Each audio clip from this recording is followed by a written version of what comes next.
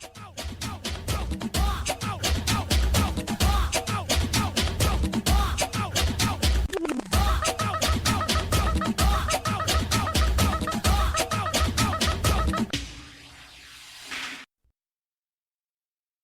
guys, welcome back. Workplay Obsession, Life in Jiu Jitsu. So guys, thanks for tuning in another week. This is, I'm not sure what number, but another episode in our Black Belt Series on our YouTube channel. So if you haven't seen the previous episodes of the Black Belt Series, guys, on the YouTube channel, you can find Max Jimenez, Gutenberg, Pereira's on there, Muhammad Ali's on there, John Rallo's on there. Those are the YouTube versions. However, if you go to iTunes, SoundCloud, or wherever your audio host is, you can find every episode of our podcast on there. There's probably like 30 or 40 of them on there with some additional black belts that are on there. So if you haven't heard the word, guys, so we're running our Black Belt Series where we sit down with world-class level black belts, like we have Victor here today. We're going to get into our conversation. So it's going to be great. And then we also have our, what I dub our Building the Community series, where we're going to have on a series of people that talk about post-traumatic stress, traumatic brain injuries, depression, and how we use combat sports, so whether it's jiu-jitsu, judo, boxing, whatever it is, as a means to bring people together to build a community and to help our veterans, law enforcement, firefighters, first responders, and victims of domestic terrorism, how we help each other cope, right? So when you read through a blog or some of our other postings, you'll see we like to say no one should suffer in silence. And you're never alone. So that's our Building the Community series. And then the other series we're working on, of course, near and dear to my heart, is our Personal Defense series. So there we do a lot of self-defense, personal defense, combatives, things for law enforcement and for military. But guys, enough of my rant/intro for today. Let's get right into it because I have Victor sitting here. I wanted to ask you before the show, but I didn't, how you pronounce your last name. Do you say Genovesi or Genovesi? Or? Yeah, like actually, it's Genovesi. Genovesi. Yeah. That was an icebreaker, guys, because we talked earlier. He said he doesn't really like being on the camera and stuff like that. Oh, yeah. So I throw him an easy one first. Like, hey, how do you say your last name? Just warming up, right? Yeah, an easy one. I was like, if you can't get that right, we're done. It's a wrap. But no, so it's great. I read up a lot on your background, but for the people that haven't had the opportunity to, let's just start with a little like a bio, like a little bit of your background, your upbringing, and how you got into jiu-jitsu. Let's just start there. I grew up in jiu-jitsu, like my mom and my dad. My dad's one of the founders of Alliance. Yes. And since I don't know, and since I was like crawling, you know, I was on the mats. With my dad, I start to get I start to liking jiu-jitsu more, like to do every single day, many times a day, like with 13 or something like it. Yeah. But I've always practiced jiu-jitsu, you know, train. Yeah. So I know you said your dad was one of the founders of Alliance. So just for the listeners out there who may not know your dad's name, so if they want to look it up and be like, oh, who's this guy? Yeah, so my mom and my dad are both world champions in black belt. My dad's Alexander Paiva, also known as Gigi. And my mom is Daniela Genovesi. Yep. She's now she's like a pro cyclist. Yeah. Nice. Yeah. So one of the things I like to talk about when I'm on is I like to talk about fear management, anxiety, and things like that. So what was it like for you with two famous, successful parents growing up? Was there any pressure for you to pick up the mantle of being a world-class athlete? Not pressure, because my mom and my dad never put any pressure. Sometimes you can have that pressure from other people, you know, outside. Absolutely. And but one thing that my mom and my dad have always done was you don't need to compete. You don't need to do a sport, but you don't need to compete. You do compete if you want to. Right. And so that I think that actually helped me a lot. Like I don't have any kind of how can I say? They don't. Oh, you need to win. You need to win. You need to win. Yeah. I think that's very a toxic, you know. Yeah. No, I mean that's something that's very, very familiar to parents here in the United States, because that is almost typical of what you see is that children are pushed at a young age to be, oh, we want you to be in the NBA or we want you to be in the NFL, and that pressure is on them from a very early age. So and that's the reason why I asked. I wanted to see if how you addressed that, or if you had to deal with that. Kind of jumping off of that, I don't know. I'm making an assumption because your parents were famous athletes, that you had a pretty, I'll use the term middle class back growing up.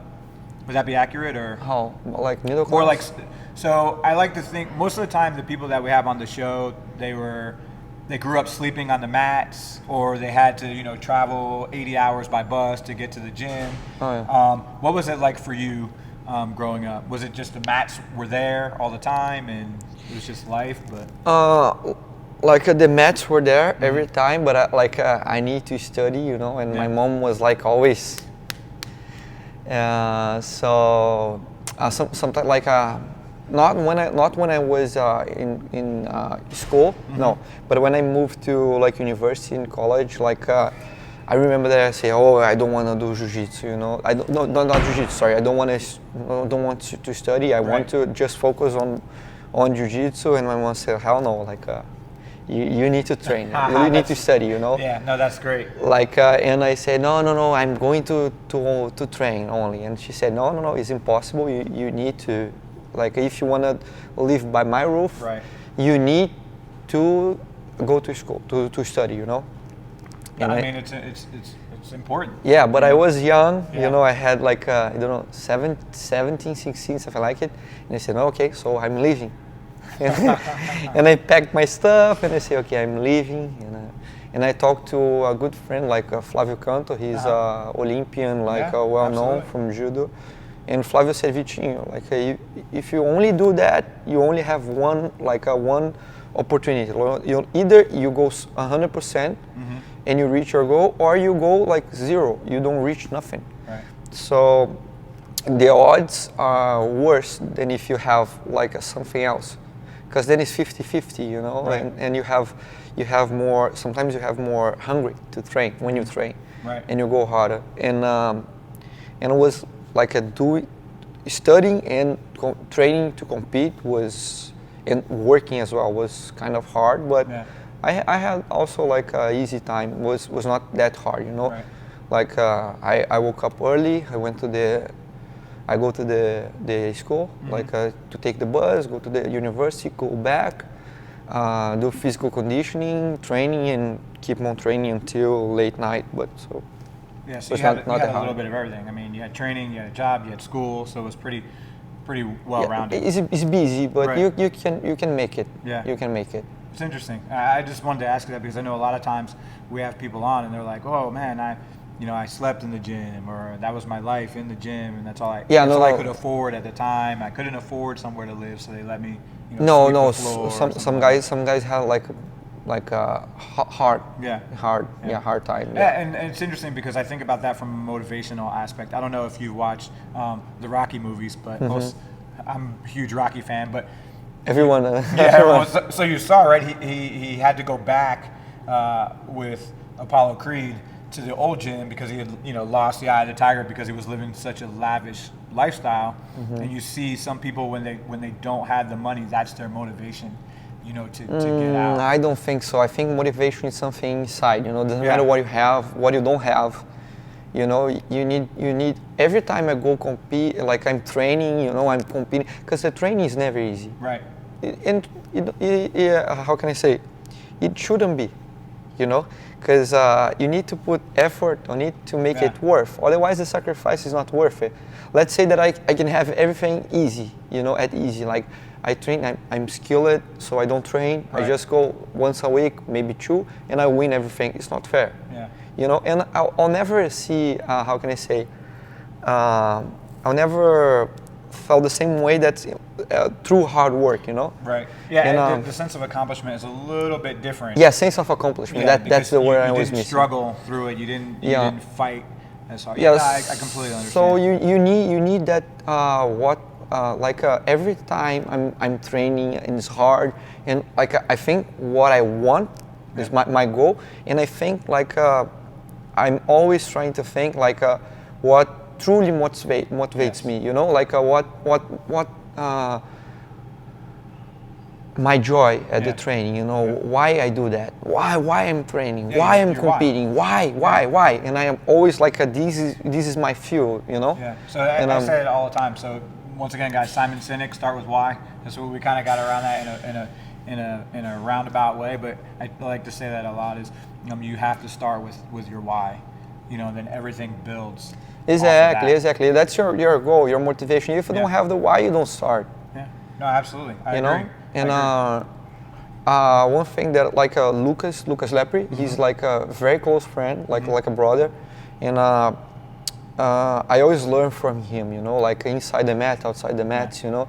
And Lucas is one guy that he won in 2007, and he was always at the on the podium, you know, like winning, losing, you know, but he was always on the podium, but he was not on that big spot again until 2014.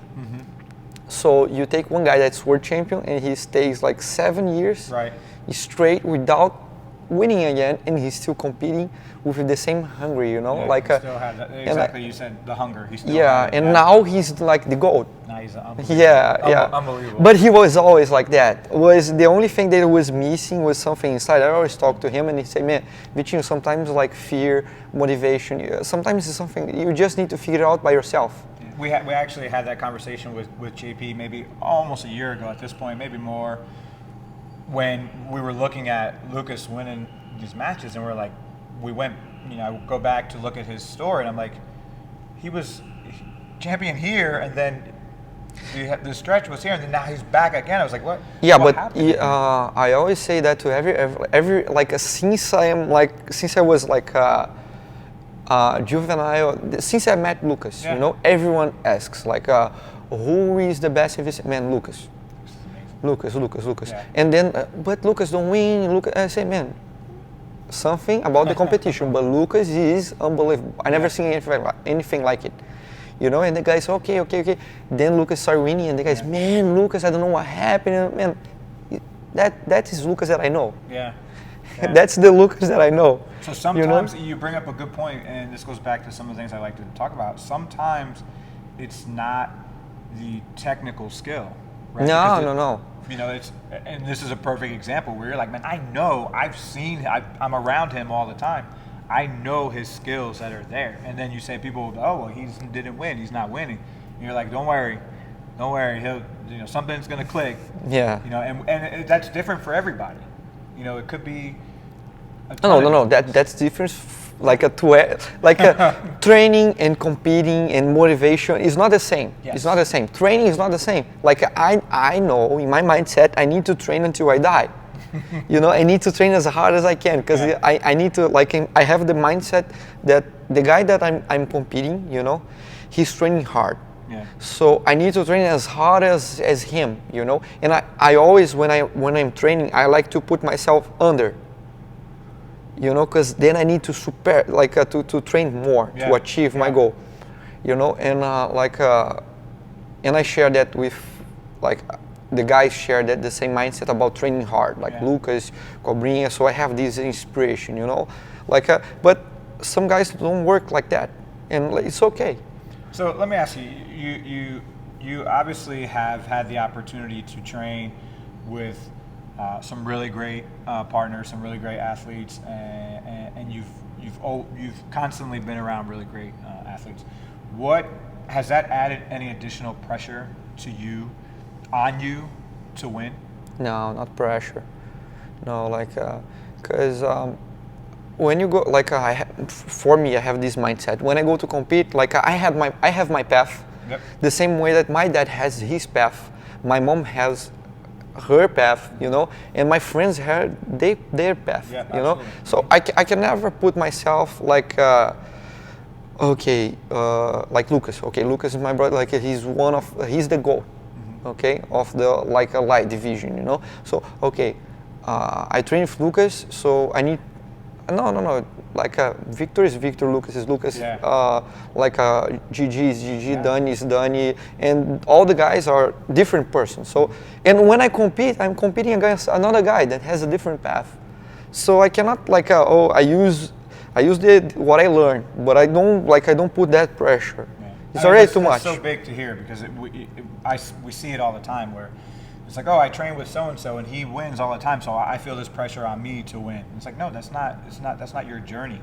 You know, you have other obstacles and you have other motivations, and you'll get there your own way on your own time. It's like don't put that additional burden on yourself that you shouldn't put there. Yeah, the one thing that I learned, I always, like as I said, I always try to learn from everyone actually, but I tend to learn more with people that I spend more time, and I learn with Lucas that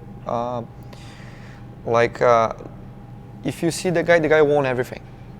So what is his motivation? You say, Vitinho, you need to like always think as the first one, you know. So he's always hungry. Yeah. Like he's always training. Man, serious. Like Lucas is always training hard to a competition. Like it was the first time. He's always hungry, you know. Yeah, I had the same conversation with Muhammad Ali 2 weeks ago, and he was saying that almost the same thing where he's like, hey, yes, you won the world championship, but it's not over. You're not done. It's not like, okay, everything's going to be handed to you now because you won it 1 year. It's like you have to be hungry and push yourself to get back there again. Yeah. You know. I asked Roger once that, and Roger Roger said to me like, Vitinho, like my goal was to be the best. So I look what no one had.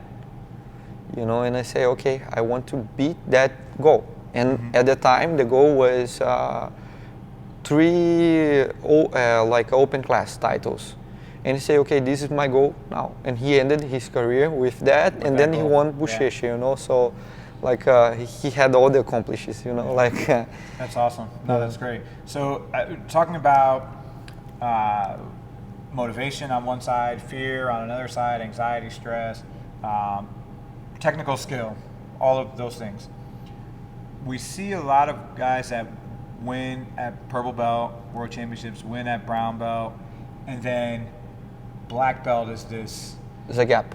Yes. There's a huge gap. Everyone says it. It's a huge gap. Is it a skill gap that makes it, like, what is the challenge? What is the hurdle there to go from that brown belt world champion to black belt world champion? It depends on divisions. I think. Yep. It depends on actually not divisions. It depends on the competitors, you know. Like sometimes you have a guy that you see the guy and you see the kid, like the kid. You see like okay, he's a blue belt purple. You see more in the purple, and you say, man, this guy, he's ready. You know, you can see that he's ready, and he goes like he wins, then he go to black. It's the same. Sometimes the guy is ready, you say, oh, this guy is ready, but when he jumps to the black belt is something blocked here, you know, like fear, I don't know, whatever, and he kind of he don't lose the way, but he needs to find that again, you know, inside of him. So I think for sure, one thing is sure. When you reach black belt, you have all the guys that now I'm included on that side. Yeah, I know that's one big part of it. Yeah, that are on the black belt for a long time. Some of them accomplish something on the black belt, others on the previous belts. Right, you know. Right. So you have these guys that they are competing since I don't know, young age, and you know, and they still competing. So they are the mindset should be done, you know. So everything is there. The guys know the rules. They are they competed a lot, so it's simple for them. Very experienced, yeah, and you have those the other guys that are really hungry, and accomplish something on their previous belts, but are just fresh, like new black belts. So, but they don't have the experience of these guys over here. Got it. You know, so you have a lot of things, and of course injuries, stuff like that as well. But you have this guy that you can see that he's ready, like Kainan. You know, Kainan. I can see now, a few guys that I saw on these words on the the previous belts. Right. and you see, man, this guy's ready, that guy is ready. You know, it's not like you have a lot of competitors, you know, but you can see, you know, this guy is ready, you know, like. I look at it too. I get interested because I don't really, I use the word concern, but not concerned because I don't really know them. But how they take, you know, being the best at brown belt, and then you might lose in the first round at black belt. You know, how does that affect them mentally and affect them for the next year? Some guys. Oh, that happened to me actually. Okay. So how did that impact you and your mindset, motivation? It doesn't impact at all. Yeah. Like, because black belt's different. I knew that already, and I just need to keep training. Like every year is different year, and like I need to keep training. You know, harder and harder. If I don't, if I didn't win, something happened. Either like my training, either my diet. Something happened. Something like the guy could have like the guy could have done a better job than I did. You know, the guy could be better. Yeah. I just need to train to be better than him next time. For the next you know? time. Yeah, it's like you said just a second ago. It's like it's another year. You know, it's a new year. Yeah. But like your question tends to like how can I say? Your question, I think most of people have this pressure about like oh, my life depends on that medal. Mm-hmm. You know, but it doesn't. Because if you win or lose, your life is going to be the same. Right. You know, like you're not going to be rich because you win a medal. Like your friends are going to still be your friends after if you win or lose. Your family is still going to be the same. Okay, of course, if you win, maybe some opportunities, you know. But man, I've seen this. Like I'm in Jiu Jitsu for all my life, so I've seen like a guy succeeding that won, of course, because they know they are truly hard workers, you know, and they have the good opportunities and they go after it. But you see also like guys like they win world tournaments. But they don't know how to teach. They don't know, and they don't get opportunity. So they still on the same path, you know. Yeah, no, that's a good point. The main piece is, you know, I like to get this information out because there's people there that this is the life they're living right now. You know, some of them have all the victories. Some of them are in the middle, winning and losing, and some of them are all the way on the other side where they haven't even begun to win yet. But for them to hear from someone else, say, not just from me, you know, like, okay, that helps them. Well, no, like I do jiu-jitsu because I like it, you know, because I love it, because I have the joy of my life in the mats, you know. Like you can cut everything from my life, but you cannot cut jiu-jitsu. You know, not because I was born into it, because it's my moment of joy. True happiness, you know, my friends, everything. It's my moment of joy. I enjoy myself. I enjoy like training. I enjoy getting I enjoy when someone like beats me and I try to beat them back. You know, I enjoy to compete. That's my moment. You know. And it's interesting you said that because that's probably one of the most difficult things to convey to people who don't train, because they hear from us and people that do train, they say, "This is why I train. This is the joy." It gives, it's a time where I can let everything go for the day. It's motivation. But it's very easy. Like if you ask, like, why I should do jiu-jitsu, you know? Yeah. Like, cause it's good for you. Yeah. You know, cause you'll be happy. You know, like if you don't have fun, like true fun, you know, if you don't enjoy yourself, enjoy the class, you are on the either, like my opinion, you are on the wrong gym. Yeah. You know. Not on the wrong sport, because jiu-jitsu, man, is like is something else. But like the goal is always to like enjoy yourself, you know, enjoying the training, enjoying the process, you know. So, but one thing that I know for certain is like doesn't matter what happened, you know, I'll keep pursuing my goal, you know, my dream to be like a black belt world champion. But I know if like I don't know what happened in like in the future, but if I don't get that goal, I know that doesn't matter.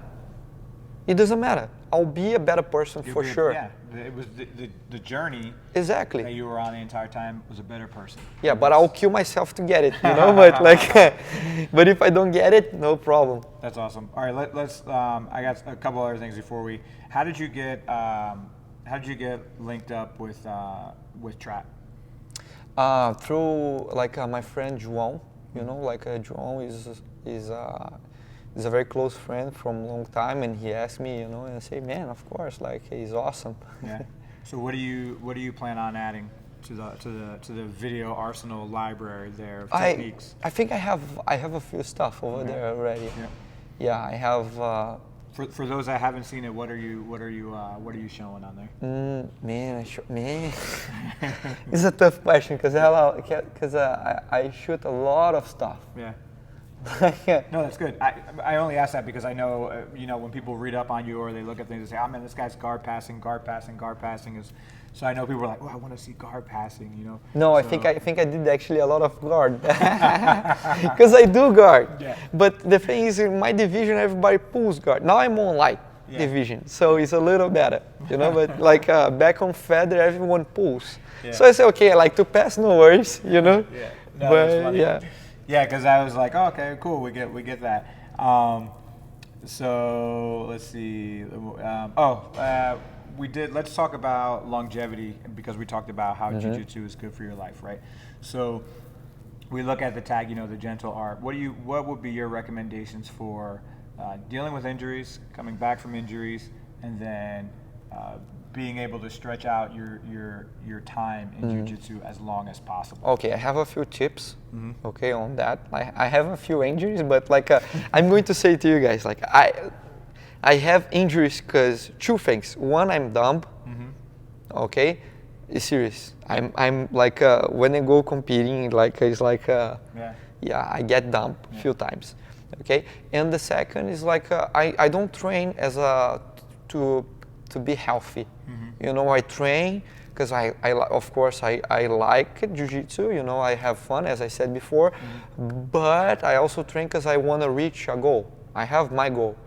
So in order to do that, I need to damage my body. Yeah, yeah. Okay, but if you want to train like until whatever, you need to like you need to watch out for your body. You need to train smart. That's for sure. You need to train smart. You don't need to like overdo yourself. You don't need to like if someone holds you on a lock, foot lock, arm lock, something. You need like of course you can see. Sometimes you can see if you can like defend it, you know. But if you cannot, boom, tap. Okay, you cannot fight like. So to be smart. Yeah, is you can fight hard, but you can train hard, but you need to be smart. Yeah. Like I see many people like hurting themselves, you know, like stupid mistakes, like I do in competition, you know, sometimes. But competition is like everybody's like 100%. We don't care, right? You know. I ask because we talk about wanting to how it makes us happy and how we want to continue to do it for as long as we can. So we say, okay, well, how do you manage that's the thing, you know, like jiu-jitsu. People ask about jiu-jitsu and it's healthy. I say, man, it's the healthiest thing that you can do because once you do it, you become addicted to it. So you need to do it. In order to keep doing it, you need to change your lifestyle. You know, so you need to eat healthier. You need to take care of your body to able to like train more. Right. Because the thing is, people like how many times do you train, Topaz? Right now, probably about 5 days a week. Exactly, that's what I'm saying. You know, if you don't take care of your body, you're going to hurt yourself. Not because of the training, because your muscles cannot handle it. No, your body has to recover. Yeah, exactly. Absolutely. So especially at my age, by the way. Yeah. So if you don't eat clean, you know, if you don't work out, if you don't do those things, I'm not saying that you need to be like that guy. Oh, I cannot eat that. I cannot eat. No, but you need to eat like a clean, you know, like a daily basis. You know, of course you can go out maybe 1-2 days. You know, like eat something. Not that good, not that clean, but most of the time, like the consistency you need to be, like eat better to have a better life. Then you need to like, of course, work out, stretch, you know, in order to train more, maybe 3 times, you know. And jiu-jitsu is good because you always can change your game.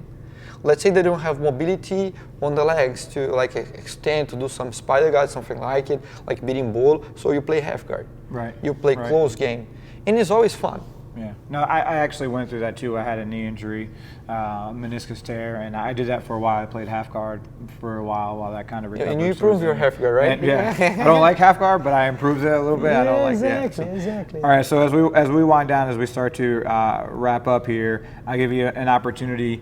If you have any sponsors or anybody you want to give a shout out to. Oh, I think I have a question. Yeah, absolutely. Here. If you have any questions, go ahead and. Which belt level has been your favorite on your journey, and which belt level has been the most challenging of your journey? Oh, that actually is easy. Like for sure is the black belt. Cause serious. Cause as I was saying before, I love to learn. Like learning is one of the best things for me. So best parts of the Jiu Jitsu, and you can learn from everybody. You can learn from white belt so every time I go to competition, I learn something new. Either the guy do to me or the guy try to do to me, or or I see someone doing it. Right. So imagine that when I'm competing as a brown belt, I'm receiving a private class from a brown belt. Now that I'm competing at the black belt. I have the opportunity to train with the to fight with the top guys, and I also have a private with them. See that? So that was I think that was Keisha, right? Yeah. So now you know if somebody's beating up on you, they're not taking it rough on you. They're giving you a private lesson. So no, serious. A lot of I'm just messing with her because I know she trains. She trains. Oh, she trains here. Yeah, okay. she trains here. So a lot of positions that I do actually I learn on the competition. Yeah.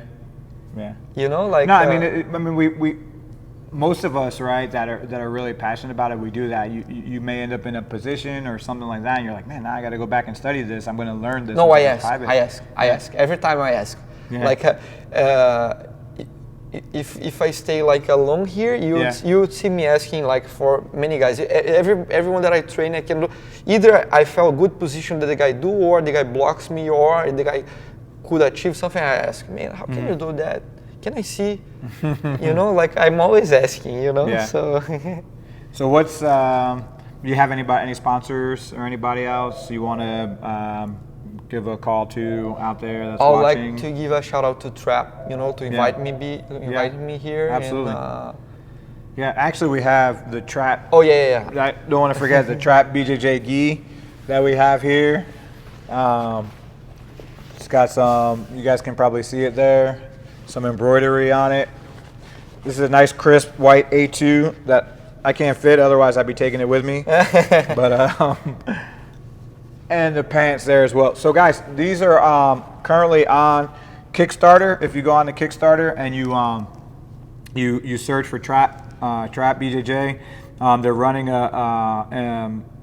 all proceeds are going to go to supporting the lower belt athletes. So proceeds are going to go to whether it's paying entry fees or supporting with whatever they need, gas or whatever. So yeah, support that, guys. It'd be it's pretty cool, pretty good idea. I'm glad Trap's taking that effort because we know how much these tournaments cost and how hard it is to how hard people train to go out there, and it's tough. Like you said, school, work, training, it all adds up. Also, we have, how do you pronounce this? Pasoquin? No, that's okay, guys, that's nice. That's paçoquinha, is a treat from Brazil. It's vegan, by the way, It's gluten free, it's everything free, no trans fat, no nothing, dairy free. Yeah. It's very good, actually. So with the, what is it, Pasoquin? You get through pasoquin.com, you get 20% discount using Trap. If you use Trap BJJ on there when you check out, 20% discount, and I will steal probably half of them when you show up with them. So that actually is really tasty. Make sure you buy enough for me. Before we wrap up, another thing too. I don't know if you guys noticed this fine shirt, the fine shirts we're rocking today. We still have more. You guys just hit me up. You guys know where I am. Work Play Obsession on Facebook, Instagram, Snapchat, workplayobsession.com, and also workplayobsessionbjj@gmail.com. So you can reach me at any of those places. Upcoming events for us in this area before we wrap up, we have Toro Cup 14 going down this weekend in Durham, North Carolina. So I know some people are going to be on there. Diana's going to be on there. Saida's going to be on there. So if you guys are free, you want to make a trip down to North Carolina, go ahead and support some of our local athletes at the Toro Cup. Should be cool. And then finally, guys, the biggest one for me, because I'm pushing this out, is the DC Open is July 21st here in Hyattsville. So IBJJF has their next summer open for us here in this area. It'll be July 21st. If you haven't heard, guys, I'm actually running a lottery right now. So this is kind of cool in my opinion. I'm running a lottery right now for one. I'm going to pay for one person to enter the tournament. Oh, nice. So yeah, the only obviously qualifications that you guys are active duty military, E5 and below. And you have to have competed in less than 3 IBJJF events. I'm doing that because I want someone that's new, that maybe they couldn't afford it, or maybe they were afraid to enter, but now they're going to have the entry fee. It's going to be paid by Workplay Obsession, as well as their registration fee if they need to get the little registration card to be a member of IBJJF. So that's on there, guys. Check it out, Instagram or Facebook for all the exact details. I'm running that to July 1st. July 1st, I'm picking that name out of the hat, and I'll be in direct message with the winner. So if you guys have any friends that fit the category, let them know to enter, man. I mean, it's a free opportunity to compete. It's like $130 or something around this time of the year, maybe in a week or two. So great opportunity. Anything else? No. The floor is yours. Yeah. How was your experience at your seminars recently? What do you think about the Jiu-Jitsu in the DC, Maryland, Virginia area with your little whirlwind tour? No, it was really nice. Yeah, it was really good. Yeah, I went to a few gyms that like they had like beginners. Yep. And other gyms they have like they had more experienced people like students. So it was really nice. Good, good. I'm glad you got an opportunity to get out with some of those people. I'm glad they got the opportunity to do some learning with you. Awesome. Good luck on this next upcoming year. Guys, Trap BJJ, he's got his lessons already on there. Check it out, guys. Learn some cool stuff. Don't use it against me, but learn some cool stuff. Use it against anybody else. And until next time, guys, keep grinding. Thank you.